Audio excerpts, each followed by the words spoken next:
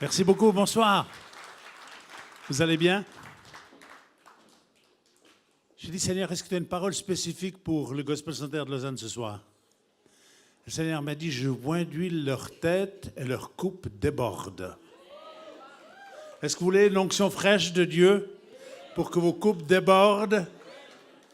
Pour qu'on soit capable de voir ce que Dieu veut faire, même quand parfois nos yeux naturels voient autre chose? Il voit d'huile ta tête pour que ta coupe déborde ce soir. Votre thème dans lequel vous êtes maintenant, c'est « Ensemble, c'est mieux ». Alors on peut le dire ou on peut le faire. On veut le faire, n'est-ce pas? Donc je n'ai pas préparé de message, c'est vous qui allez prêcher. Ça va? Le thème de ce que j'aimerais partager avec vous ce soir, non, c'est sérieux ce que je dis, j'ai besoin de vous, hein? J'aimerais que vous soyez présents et j'aimerais que quand vous parlez, je ne peux pas passer le micro chez chacun, donc j'aimerais que vous exprimiez fort, mettez toute la voix que vous pouvez pour que tout le monde puisse entendre ce que vous déclarez. Ce que j'aimerais partager ce soir avec vous, j'hésitais si je veux commencer par un autre ministère, mais je le ferai à la fin. Je vais me partager avec vous sur le thème « S'élever dans la prière et la foi pour rendre l'impossible possible ».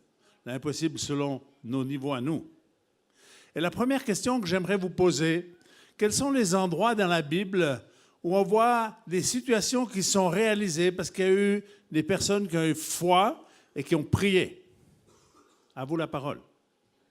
Si vous voulez vous exprimer, est-ce que j'ose vous demander juste de vous lever et puis déclarer? Peut-être que vous n'avez pas besoin de réciter le texte par cœur, mais de dire dans tel endroit dans la Bible, dans tel événement de la Bible, les choses se sont passées parce qu'il y a quelqu'un qui a prié, parce qu'il y a des personnes qui ont eu foi. Où sont ces passages dans la Bible? Oui, vas-y. Fort. Le paralytique, OK? Hein, ceux qui ont descendu ce paralytique vers Jésus, il y en a 4 personnes qui l'ont porté. C'était tellement plein la maison que finalement ils ont ouvert le toit, ils l'ont descendu. Et Jésus était tellement touché qu'il y a une telle foi, une action, pas seulement une foi passive. La foi, elle est toujours active, n'est-ce pas? Et là, on n'a pas entendu qu'ils ont tellement prié, mais ils ont peut-être prié avant. Mais en tout cas, ils ont cru assez pour monter le malade sur son brancard sur le toit, ouvrir le toit et descendre le brancard là où était Jésus dans la maison. Quels sont les autres endroits? Vas-y, ma sœur. Parfait, merci beaucoup. Cette femme qui avait une perte de sang, hein, qu'est-ce qui s'est passé avant qu'elle soit guérie? Elle avait une perte de sang depuis combien d'années? Depuis 12 ans. Et le texte nous dit que cette femme, elle se disait, si je puis seulement toucher le bord de son vêtement, je serai guérie. Combien de fois pensez-vous que cette femme a dit, si je touche seulement le bord de son vêtement, je serai guérie? Est-ce que vous pensez juste un beau matin, c'est arrivé à son idée, puis elle l'a fait? Moi, je pense que cette femme a dit probablement des dizaines, peut-être des centaines de fois, elle s'est dit, parce qu'elle se disait en elle-même, si je peux seulement toucher le bord du vêtement de Jésus, je serai guérie. Et un beau jour, elle est sortie, alors qu'elle n'avait pas le droit d'être dans la foule, malgré sa perte de sang, elle est sortie, elle était dans la foule, elle a été touchée le vêtement de Jésus. Et elle est guérie, instantanément.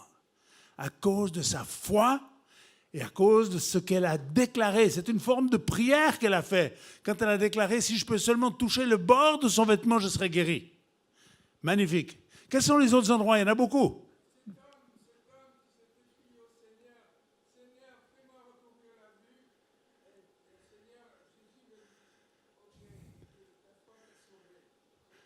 OK? Il y a plusieurs endroits où Jésus a redonné la vue à des hommes parce que Jésus a vu qu'ils avaient la foi pour être guéris.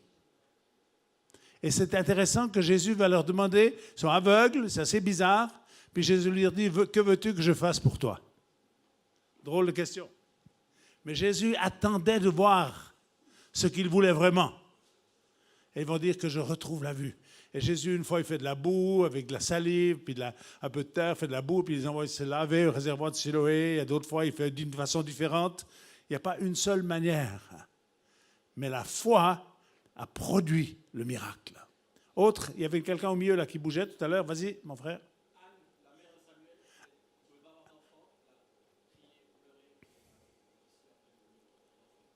Magnifique.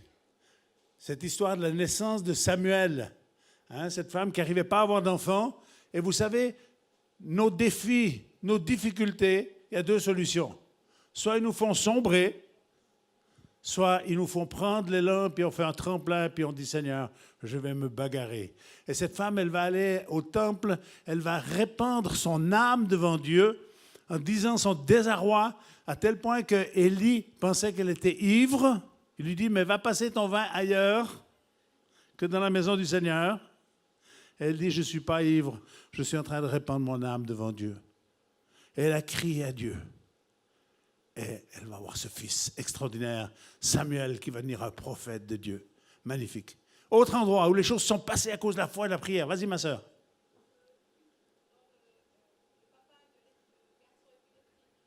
L'enfant épileptique dans Matthieu 9. Alors, il y a des choses intéressantes à tirer de ce texte-là. D'abord, le papa, il va amener son fils vers les disciples. Puis ils ont fait ce qu'ils savaient faire. Hein? Ça n'a pas marché. Et puis Jésus, qu'est-ce qu'il leur a dit? Jésus ne leur a pas dit, c'est pas grave, vous avez le mérite d'avoir essayé. Qu'est-ce qu'il leur a dit, Jésus? Race incrédule, jusqu'à quand vous supporterez? Jésus a ses disciples. Pourtant, il les aimait, ses disciples. Mais il voulait tellement les amener plus loin. Et Jésus va leur dire, mais race incrédule, jusqu'à quand vous supporterai-je? Et puis le papa, il va amener son fils vers Jésus. Et puis il dit à Jésus, si tu peux. Si tu peux. Puis Jésus lui dit, comment ça, si tu peux? Jésus dit, tout est possible. À qui? Beaucoup de chrétiens pensent que tout est possible à Dieu. Mais ça, même les non-croyants, ils croient ça. Parce qu'il dit, s'il y a un Dieu sûrement qui peut tout faire. Donc, le vrai du vrai, ce n'est pas tout est possible à Dieu. Jésus va dire tout est possible à celui qui croit. Et cet homme a cette attitude extraordinaire où il dit je crois, mais viens au secours de mon incrédulité. Et ça, c'est bien une chose qui nous caractérise tous, c'est que nous croyons parce que Dieu nous a donné la foi. La Bible dit dans Romains 12 au verset 3 que Dieu nous a donné une mesure de foi. Dès qu'on est devenus des enfants de Dieu, Dieu nous a donné la foi. Mais cette foi, nous devons chercher à l'étendre pour nous élever dans la prière pour que nous puissions avoir une percée. Pour que nous puissions voir les promesses de Dieu devenir de plus en plus une réalité dans nos vies. Est-ce qu'il y en a qui aspirent à ça? De voir de plus en plus leurs prières exaucées rapidement. Il y a trop de prières qui restent en suspens, qui ne sont pas exaucées. Et nous devons nous élever dans la prière, nous élever dans la foi. Ça implique une certaine discipline, mais ça va permettre aussi qu'on soit proche de Dieu. Quels sont les endroits dans la Bible où les choses ne se sont pas passées parce que justement, parce qu'il n'y avait personne qui priait et parce qu'il y avait de l'incrédulité?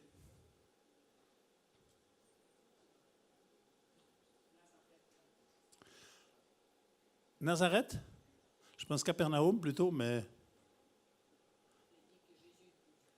OK, oui, OK, c'est un autre endroit où Jésus a pu faire peu de choses parce que les gens voyaient Jésus comme le fils de Joseph et ils n'arrivaient pas à l'accueillir comme le Messie et il n'a pas trouvé la foi.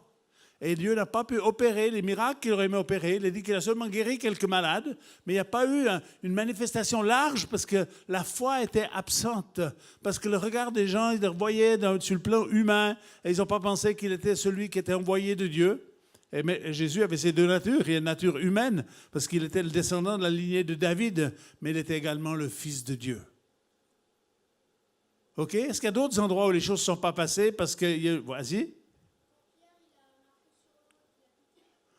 Oui, alors, effectivement, on peut voir ça avec deux regards différents. Hein? Moi, je trouve un côté chez Pierre extraordinaire, parce que c'est le seul qui a osé sortir de la barque. Et je crois que nous avons, nous, à notre tour, besoin de sortir de la barque et puis poser un peu le pied là dans l'eau. Moi, j'ai essayé, quand l'eau est très froide, j'arrive. Dès que c'est trop chaud, j'arrive pas. Je m'enfonce. Non, c'est une blague, évidemment. Mais Pierre a marché sur l'eau. Mais il y avait des vagues, hein, ce n'était pas le calme plat, la mer, le miroir, etc. Il a marché sur l'eau, hein, il a vraiment marché. Mais tout à coup, il a eu peur. Parce qu'il a laissé revenir ses raisonnements humains. C'est exactement ce qui se passe dans nos vies. Hein? On a la foi, on essaye, puis ça marche un tout petit peu, puis tout à coup on se dit mais c'est pas censé marcher, c'est de l'ordre du surnaturel, donc ça peut pas marcher. Donc tout à coup on a peur, et puis on s'enfonce. Et Jésus le prend, il dit pourquoi tu doutais, Pierre? Tu n'aurais pas dû douter, tu aurais dû rester ferme dans ta foi. Ça c'est ce que j'aimerais qu'on puisse comprendre ce soir et saisir ce soir. Est-ce qu'il y a d'autres endroits où les choses ne se sont pas passées parce qu'il y a eu de l'incrédulité ou parce qu'il n'y a personne qui a intercédé, qui a prié?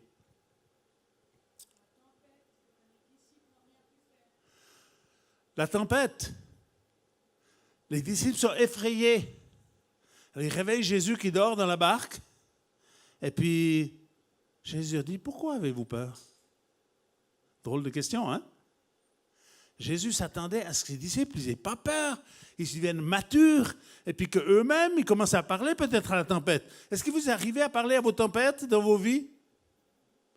Plutôt que de commencer à paniquer, puis à courir dans tous les sens, puis dire, Seigneur Jésus, tu m'as donné une autorité. Ce serait pas mal que je commence à utiliser cette autorité. Je veux démontrer quelque chose. Tu peux, Philippe, me dérouler ce que je te demandais de dérouler? Je veux illustrer quelque chose, parce que, au-delà de mes mots,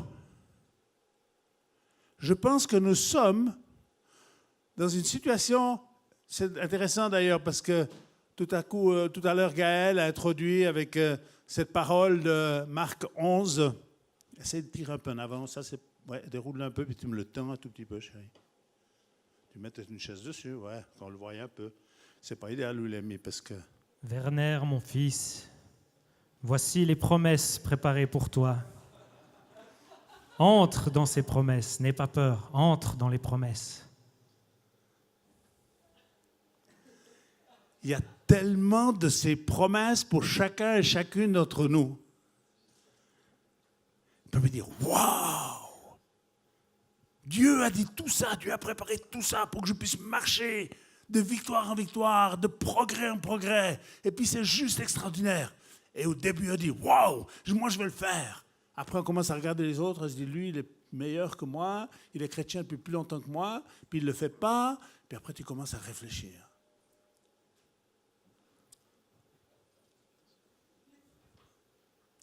Et tu réfléchis.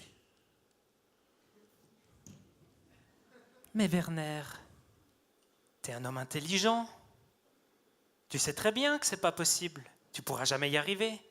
Réfléchis, réfléchis, réfléchis.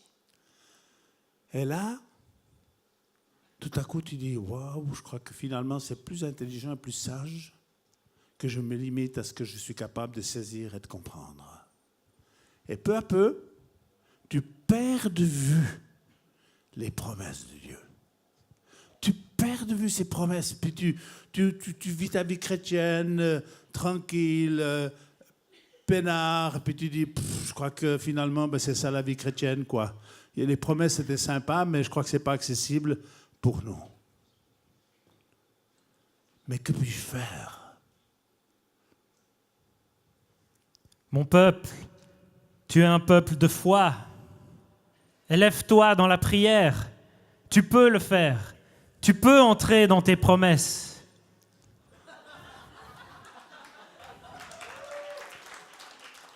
Et là, tout à coup, tu commences de nouveau à voir que ces promesses de Dieu sont vraies. Mais tant que tu es confronté à ces forteresses de raisonnement, tant que tu es confronté à l'incrédulité qui nous caractérise tous, ce n'est pas les autres qui sont méchants incrédules, c'est le propre de l'être humain. Mais nous sommes censés vaincre cette incrédulité. Nous sommes censés vaincre ces forteresses de raisonnement. Et récemment, j'ai fait une expérience. Vous savez, je prie tous les jours, mais il y a des fois où on prie différemment. Et Dieu a dit à mon peuple, dis à mon peuple, apprenez à prier différemment. Élevez-vous dans la prière. Ne soyons pas des mendiants. Quels sont ceux parmi vous qui prient selon Acte 1, verset 8? Dans Acte 1, 8, il est dit, vous recevrez une puissance, le Saint-Esprit survenant sur vous et vous serez mes témoins. Qui prie pour recevoir la puissance de Dieu? Priez pas? Arrêtez de faire cette prière, s'il vous plaît. Commencez à croire que Dieu vous a donné la puissance. Commencez à remercier Dieu pour sa puissance, pour l'onction du Saint-Esprit. Et commencez à œuvrer dans ce sens-là. Sinon, dans 10 ans, on priera toujours encore, Seigneur, donne-moi ta puissance, s'il te plaît, donne-moi un tout petit peu plus ta puissance. Alors, qu'est-ce qu'il faut faire? Je ne peux pas passer par-dessus ici, puis d'autant plus que la pile n'est pas tellement au bon endroit. Je pensais le mettre sur les escaliers, mais j'ai dit qu'ils ne vont pas le voir, donc je l'ai déroulé ici devant. Nous devons non seulement juste nous élever, mais nous devons commencer à combattre ces choses qui sont dans notre passage. Et à dire, Seigneur, on veut briser cette puissance d'incrédulité, ces forteresses de raisonnement. Alors, vous savez, attends, laisse-le moi encore une seconde. Il y a des chrétiens qui font ça, ils regardent ici par le petit trou, puis ils contemplent les promesses de Dieu. Ils disent, oui, mais c'est vrai, c'est écrit dans la Bible, mais oui, je crois dans toute la Bible, Dieu il est le même hier, aujourd'hui, éternellement, mais il reste caché, il reste prisonnier. Et presque chacun d'entre nous, nous avons des prisons invisibles face auxquelles nous sommes captifs. Je peux te le donner? Merci. Et on veut briser cette puissance d'incrédulité, ces forteresses de raisonnement qui tellement vite viennent à l'intérieur de nous. Puis le dimanche soir, bien évidemment, on est zélé, puis on se dit, oui, je peux le faire, etc. Mais le lundi matin, puis le mercredi, milieu de la semaine, fatigué, Seigneur, je continue à croire. J'aimerais vous encourager. Le peuple d'Israël a eu la force de sortir de l'Égypte. Et j'espère que chacun d'entre nous, on est sorti de l'Égypte. Sortir de l'Égypte, c'est sortir de notre état de péché et accueillir la grâce de Dieu. C'est extraordinaire. De cette manière-là, nous sommes devenus des enfants de Dieu. Et on n'est pas des enfants de Dieu parce qu'on vient au Gospel Center de Lausanne, ou parce qu'on est catholique, ou parce qu'on est orthodoxe, ou parce qu'on est n'importe quoi d'autre. On est enfants de Dieu parce qu'on a accueilli le Christ comme Sauveur et Seigneur de nos vies. Et Israël est sorti de la terre promise. Et ils sont morts dans le désert avec le désir du pays promis. Tu peux le laisser, c'est bon. Donc ils sont sortis de l'Égypte, mais ils n'ont pas eu la force ou le courage ou la foi de rentrer en Canaan. Pourtant, Dieu avait promis qu'il y avait un pays en réserve pour eux. Et ils ont été coincés entre deux choses. Ils ont été coincés entre la promesse de Dieu, d'une part, qui dit « Je vous donnerai cette nation, je vous donnerai la victoire sur vos ennemis, vous allez prendre possession de ce que j'ai préparé pour vous. » Et puis de l'autre part, les raisonnements humains, parce qu'ils ont dit « Mais il y a des fils d'Anak, on a l'air d'être des sauterelles à côté d'eux, ils sont beaucoup plus grands que nous, il y a des villes fortifiées, c'est pas possible, c'est pas possible, c'est pas possible. » Et c'est le pas possible qu'il a emporté sur tout un peuple qui va pendant 40 ans rester dans le désert et ne pas pouvoir rentrer en Canaan. Et Dieu me parlait et me disait, je veux que mon peuple, dans cette saison de l'histoire, parce que nous sommes à la fin de l'histoire, avant que Christ vienne instaurer son règne, parce que jusqu'à aujourd'hui, l'Église prie que ton règne vienne. Et il va venir. Pourquoi nous prions qu'il vienne? Parce qu'il n'est pas encore venu. Mais le règne de Christ va venir instaurer son règne. Et il faut que quand il vienne, nous ayons d'une part accompli ce qu'il avait promis, mais que nous soyons chauds, bouillants pour le rencontrer. Et Dieu m'a interpellé cette semaine, il me dit, mais mon peuple, est-ce qu'il est prêt quand l'époux va venir? Est-ce que l'épouse, l'Église, est-ce que nous sommes prêts? Et Jésus, dans Matthieu 25, va parler de ces 10 vierges. 5 sont sages, 5 sont folles. Elles sont toutes vierges, elles attendent toutes l'époux. Mais vers le milieu de la nuit, tout à coup, il y a un bruit, et il dit, voici l'époux. Et il y en a seulement 5 qui ont suffisamment d'huile dans leur lampe.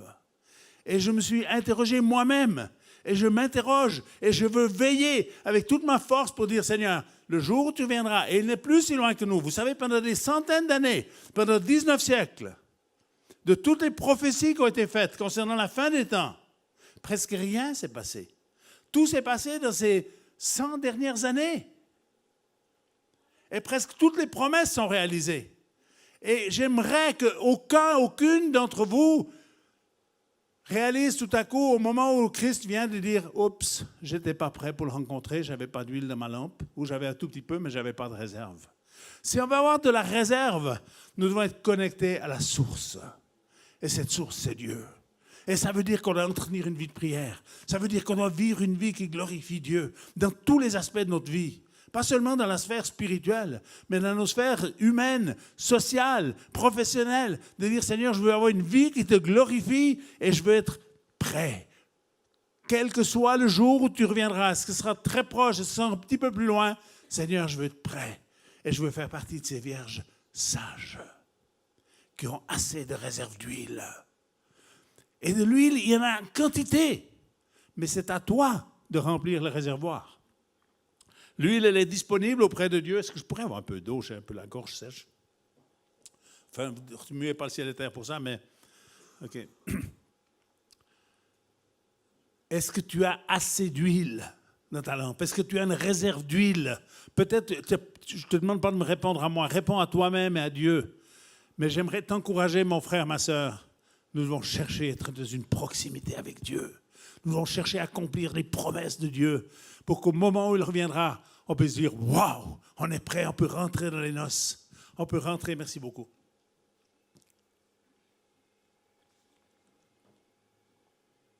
Donc on ne veut pas ressembler à ce peuple d'Israël qui est mort dans le désert. On veut ressembler à Josué et Caleb, qui eux, après 40 ans, leur foi était encore intacte. Parce que la Bible dit qu'ils étaient animés d'un autre esprit. Est-ce que nous voulons crier à Dieu pour dire, Seigneur, on ne veut pas laisser l'esprit de ce monde. Il vient très vite sur nous. On est absorbé par les choses environnantes qui nous environnent. Il y a une normalité là-dedans. Mais tu es obligé de faire un effort pour dire, Seigneur, je veux être animé d'un autre esprit.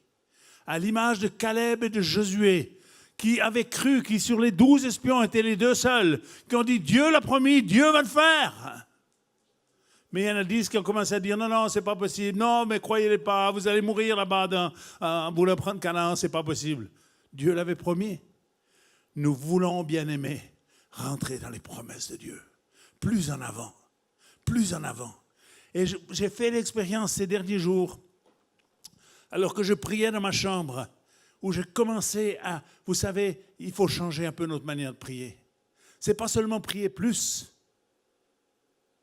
Ce n'est pas seulement prier plus, mais prier peut-être un peu différemment. Le diable, il rôde, il fait tout ce qu'il peut, parce qu'il y a dans cette réalité de ce paravent qu'on a mis ici, il y a nos réalités humaines. Mais il y a des réalités spirituelles. L'ennemi veut essayer de te barrer la route pour te dire non, tu ne peux pas le faire. Mais moi, j'aimerais vous dire de la part du Seigneur, il y a parmi nous des héros et des héroïnes qui sont appelés à se lever et à jouer le rôle qu'ils doivent jouer dans cette période de l'histoire. Et je te pose la question ce soir, est-ce que tu vas faire partie de ces personnes qui vont se lever dans l'onction, qui seront debout pour leur Dieu au moment où Jésus-Christ reviendra et qui pourront dire, Seigneur, voilà, tu nous as fait des promesses, on est rentré dans tes promesses. Alors, on est reconnaissant pour tout ce qu'on vit déjà.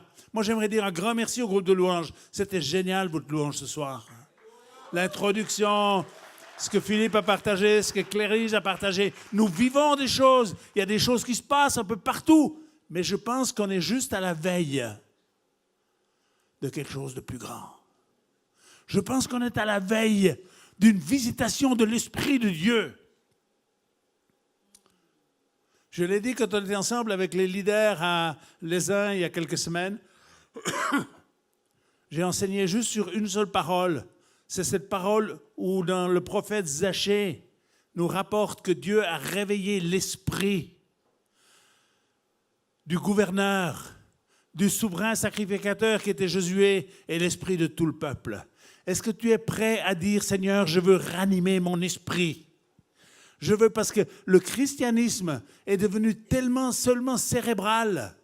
On a une quantité d'informations qu'on ne sait pas quoi faire avec dans notre tête, et puis dans la pratique, il manque des choses.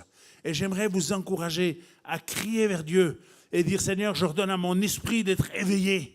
J'ai reçu de Dieu et maintenant je veux commencer à utiliser ce que Dieu m'a donné et je veux le communiquer à d'autres avec grâce, avec sagesse, pas de façon maladroite où on crie sur les gens puis on leur parle tout de suite de Jésus qui les bloque, etc.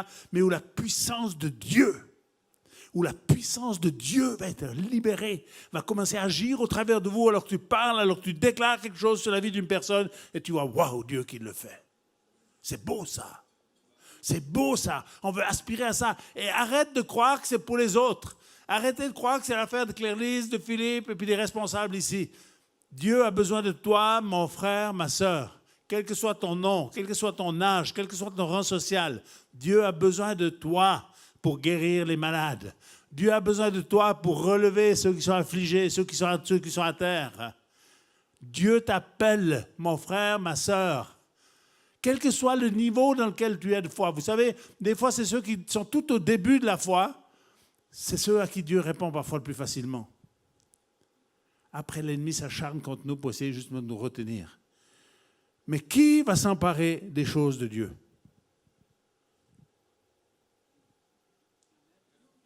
Qui va s'emparer? Qu'est-ce que tu as dit? Les violents vont s'emparer du royaume de Dieu. C'est la parole de Dieu qui dit ça. Ça veut dire quoi? Ça veut dire que tu es obligé de te faire une certaine violence à toi-même et de dire, Seigneur, je veux commencer à prier différemment. Et de commencer à attaquer ces choses qui se sont mises sur ta route et qui t'empêchent d'aller vers les promesses de Dieu. Et tout à coup, tu as le sentiment qu'il n'y a plus de barrière. Tout à coup, tu as le sentiment que tous les obstacles sont levés et que ces choses que Dieu a promises sont accessibles. Mais ce n'est pas une fois pour toutes et puis c'est fait. Nous devons rester, c'est ça le défi, c'est que nous devons rester dans ce combat. Nous devons continuer à nous élever dans la prière, à mener le bon combat avec une foi ferme pour que nous puissions accomplir pleinement. C'est important pour que Dieu soit glorifié. C'est important pour que le jour où tu rencontreras le Seigneur, tu puisses entendre de la part du Maître, bonne et fidèle servante, bon et fidèle serviteur, rentre dans la joie de ton Maître. On a trop longtemps dans le christianisme dit l'essentiel c'est juste que tu sois sauvé, tout le reste c'est sans importance. Alors on a eu des chrétiens qui ont vécu une vie un petit peu de patachon, puis ils ont dit pourvu qu'à la fin de ma vie je puisse demander pardon une dernière fois à Dieu, comme ça après je peux aller au ciel. Peut-être. Mais c'est ceux dont l'apôtre Paul parle et dit ils seront sauvés comme au travers du feu. Ça veut dire que ce que tu aurais dû accomplir, ce que tu étais censé accomplir pour glorifier Dieu ne s'est pas réalisé. Et j'aimerais pas juste que vous soyez seulement sauvés, mais j'aimerais que les membres du Gospel Center de Lausanne, quand ils arriveront dans le royaume de Dieu, puissent recevoir leur récompense pour ce qu'ils ont fait. Et certains ils vont se tenir dans la prière pour une percée. D'autres ils vont accomplir des choses. On ne fait pas tous exactement la même chose, tous de la même manière, mais j'aimerais qu'il y ait de la ferveur. J'aimerais qu'il y ait du zèle pour dire oui, on va rentrer. À l'image du peuple d'Israël, où tout à coup Josué et Caleb se sont levés, on dit on va rentrer dans la terre promise. Quels sont ce soir ceux et celles qui disent je veux faire partie de ces vaillants héros, de ces vaillantes héroïnes. Je veux rentrer dans ma destinée.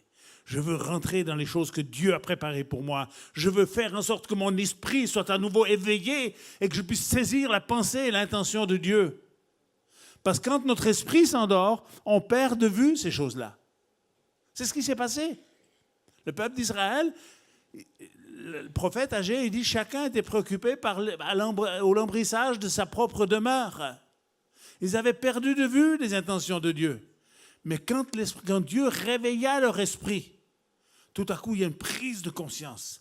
Quels sont ceux qui veulent permettre à Dieu de réveiller leur esprit ce soir? J'aimerais vous inviter à vous lever et j'aimerais prier avec vous. Gloire à Dieu. Gloire à Dieu. Gloire à Dieu. Je veux que ce soit plus que juste le fait de te lever et dire oui, je me suis levé, mais est-ce que tu vas vraiment le faire, mon frère, ma sœur? Est-ce que tu vas faire ce qui est nécessaire pour que ton esprit soit éveillé, pour que tu puisses marcher dans ce que Dieu a préparé pour toi? Peut-être pas faire juste ce que l'autre fait, puis dire je veux copier, mais je veux faire ce que tu as préparé pour moi. Je libère cette onction dont tu m'as parlé tout à l'heure, Seigneur. Tu as dit je oins d'huile leur tête et leur coupe déborde. Seigneur Jésus, on veut ordonner à nos esprits d'être éveillés aux intentions, aux réalités de ta parole, aux promesses de ta parole. Et on veut te remercier, Seigneur, parce que tu as dit pour tout ce qui concerne mes promesses, L'apôtre Paul dit ça pour tout ce qui concerne les promesses de Dieu. Dieu a dit oui, mais c'est notre Amen qui va faire que ça devienne quelque chose qui nous appartient. Et ce soir, j'aimerais vous encourager à dire, Seigneur, je veux marcher dans le surnaturel. Je veux rendre les choses qui semblaient impossibles possibles. Seigneur Jésus, on veut le faire. On est debout devant toi, Seigneur Jésus, dans notre humanité, dans nos limitations. Mais nos yeux sont sur toi, ô Éternel. Nos yeux sont sur toi.